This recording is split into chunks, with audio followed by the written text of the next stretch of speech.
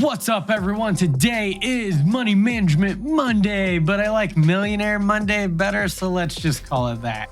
First off, forget everything you think you know about money. Society is running on debt, and the majority of people have no idea what is going on. Step one, if you don't want to remain living paycheck to paycheck, then you have to buy back your time by purchasing assets. While you build your net worth, don't spend it.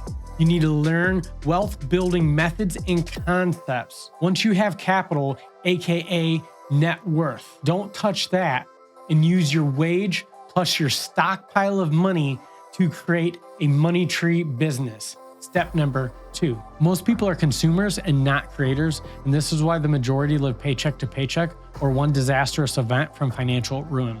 You see, investing in stocks and pop machines is not the true ticket to wealth. Those methods are wealth accelerators. True wealth is created when something disruptive happens to supply chains and or markets of distribution and consumption. Relying on an hourly earned wage is a losing game because you are losing to time while your skill or trade is earning less, unable to meet the basic demands of living, let alone luxurious living. You have to become a beacon of change. Find a way to make a large impact and be a disruptor. Now, I know this sounds like a huge task, but if you think about it, you can actually revolutionize something that's already being done. Do it in a minor way that makes large impacts to the overall ecosystem and disrupts the chains of markets and distributions. And boom, you have a life-changing creation.